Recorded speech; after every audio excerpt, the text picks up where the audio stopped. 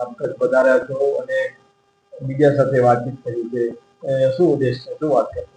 હા, કચ્છમાં કિસાન કોંગ્રેસ આયોજિત ખાસ કિસાનો માટેની આ પ્રેસ કોન્ફરન્સમાં મારો મુખ્ય મુદ્દો આ વર્ષનું નવું બજેટ જે 4,08,053 કરોડનું છે, ગઈ સાલ કરતાં 8% વધ્યું છે. એમાં બજેટમાં 16% બજેટ 63,000 કરોડ શિક્ષણ માટે છે. ત્યારબાદ 33,000 કરોડ શહેરી વિકાસ, શહેરી ગૃહ નિર્માણ માટે છે. શહેરની વસ્તી સરેરાશ 35% છે અને ગ્રામ્ય વિસ્તાર કે જ્યાં કિસાનો શ્રમિકો રહે છે એમનું બજેટ કે જે 65% વસ્તી છે એમના માટે માત્ર 14,000 કરોડ, અડધાથી પણ ઓછું.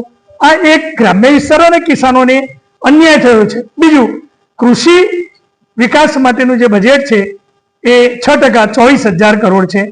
એટલે કિસાનોની બજેટ અને આ જે સરેરાશ છે ગ્રામ વિકાસનો, એ બંને બજેટ ખરેખર વધુ હોવા જોઈએ. આમ છતાં દર વર્ષે વિવિધ વિભાગો, જે 26 વિભાગો છે એમાં બજેટ ફાળવવામાં આવતું હોય છે. હવે આ બજેટનો એક નકારાત્મક મુદ્દો એ છે કે 25% બજેટ એ તો લોન સ્વરૂપે છે.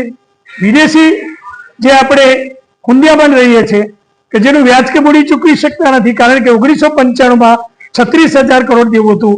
આજે સરેરાશ 5 લાખ કરોડનું દેવું જે વાર્ષિક બજેટ કરતાં પણ વધારે છે. એટલે કે નિયમિત વ્યાજ કે મૂડી ન ચૂકવવાથી સતત દેવું વધતું રહ્યું છે. અને છતાં આપણી સરકાર કહે છે સૌનો સાથ સૌનો વિકાસ. જો આવક કરતા દેવું વધારે હોય તો વિકાસ કેવી રીતે કહી શકાય? દિવાળીયાનો વળી વિકાસ હોઈ શકે? આમ છતાં જે 24,000 કરોડ બજેટ કિસાનો માટે છે એમાંથી 1% બજેટ જો સારી રીતે વાપરે તો 18,000 ગામડામાં 22 લાખ રૂપિયા દરેક ગામમાં ફાળવી શકાય. અને દરેક ગામમાં જે 20-25 ખેડૂતો બહુ તકલીફમાં છે, દુઃખી છે, પીડિત છે, નાના ખેડૂત છે, એમને 1-1 લાખ રૂપિયાનું દેવું માફ થઈ શકે માત્ર 1% બજેટમાં. બીજું, 0.6% બજેટ એટલે કે 265 તાલુકામાં 10-10 કરોડ ફાળવવામાં આવે તો 2,650 કરોડ અને 10 કરોડમાં આરામથી એક શાકભાજી માટેનું મોટું શીત કેન્દ્ર, સરકારી જમીન હોય જ છે, માત્ર શીત કેન્દ્ર બનાવવાનું છે, કોલ્ડ સ્ટોરેજ અને ફ્રૂટ્સ માટેનું. તો એ તાલુકાના ખેડૂતોની શાકભાજી જે સરેરાશ 5 રૂપિયા વેચાય એના 3 ગણા ભાવ ખેડૂતોને મળે. 15 રૂપિયામાં શાકભાજી લઈને કોલ્ડ સ્ટોરેજમાં મૂકો અને એમાં જાળવણી ખર્ચ 1 રૂપિયો, લઈ જવાનો ટ્રાન્સપોર્ટ ખર્ચ 1 રૂપિયો અને બજારમાં લાવવાનો ખર્ચ 1 રૂપિયો. 15 + 3 18 રૂપિયા શાકભાજી પડે. એમાં 25% નફો તમે ચડાવો તો પણ વધુમાં વધુ 25 રૂપિયા કિલો શાકભાજી ગુજરાતની જનતાને, એ જ કિસાનોને, એ શ્રમિકોને કે જે 60-100 રૂપિયા શાકભાજી સરેરાશ મળે છે એ માત્ર 25 રૂપિયામાં મળી શકે. કિસાનોને 3 ગણા મળે અને પ્રજાને ત્રીજા ભાગમાં શાકભાજી મળે. આવું બજેટ 0.6% શા માટે સરકાર 30 વર્ષથી વાપરતી નથી? તો 30 વર્ષનું બજેટ ગયું ક્યાં?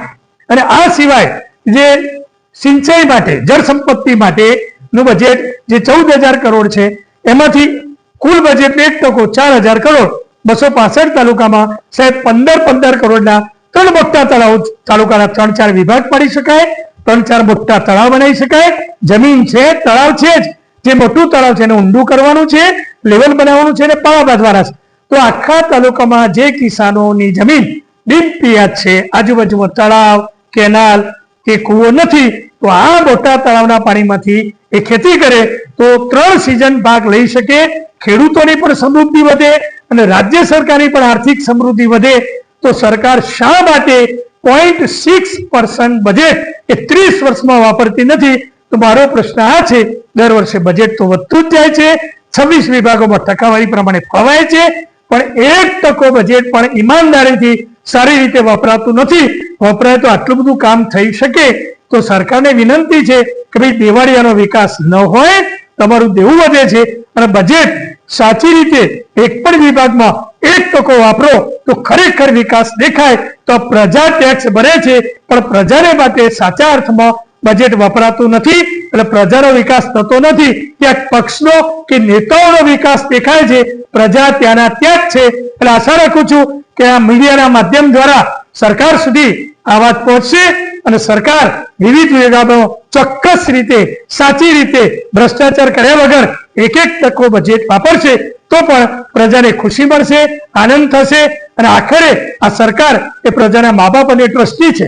સરકાર એટલે પ્રજાની દરકાર કરે, પ્રજાને માનસિક શારીરિક આર્થિક ત્રાસ મળે એ સરકાર ન હોય એટલે સરકાર સાચા અર્થમાં મા બાપ અને ટ્રસ્ટી બનીને પ્રજાનું હિત વિચારે અને બજેટ દરેક વિભાગમાં ભ્રષ્ટાચાર વગર પ્રામાણિકતાથી પ્રજાલક્ષી રીતે વપરાય એવી આપણે આશા રાખીએ છીએ. જય હિન્દ, જય જય ગરવી ગુજરાત. બિલકુલ જે આપણે ચેકડેમ અને તળાવોની વાત કરી તે કાગળો ઉપર થયા છે, શું વાત કરતા? જી, તો જેવી રીતે દરેક તાલુકામાં એક સિંચાઈ એન્જિનિયર હોય છે, ટીડીઓ હોય છે, તો સિંચાઈ એન્જિનિયર અને ટીડીઓ એન્જિનિયર એ બનીને દર વર્ષે લગભગ આખા ગુજરાતમાં 1000 કરોડ રૂપિયાના તળાવો જે અસ્તિત્વમાં છે એને ઊંડા કરવા અને પાળા બાંધવા. સાહેબ 3-4 વાર કાગળ પર યોજના બની ગઈ, હજાર કરોડ રૂપિયા ભ્રષ્ટાચારમાં વપરાઈ ગયા. મારી દ્રષ્ટિએ ક્યાંય તળાવ ઊંડા થયા હોય અને એના પાળા બંધાયા હોય, પાણી ભરાયું હોય અને એ પાણી પીવામાં પશુઓને કે સિંચાઈ તરીકે ઉપયોગમાં આવ્યું હોય એવું વાસ્તવમાં દેખાતું નથી. જેવી રીતે કલ્પસર એટલે કલ્પનાનું સરોવર આ 30-40 વર્ષથી ચાલ્યા જ કરે છે અને હજારો કરોડ રૂપિયા વપરાય છે, ક્યાંય મીઠા પાણી નીકળ્યું નથી આ દરિયામાંથી. તો કલ્પસરની યોજના શા માટે 30 વર્ષથી ચાલે છે? માત્ર 100% ભ્રષ્ટાચાર યોજના એટલે કલ્પનાનું સરોવર, પૈસા સાચા વપરાય અને કલ્પનામાં વપરાય એવું આ યોજના છે.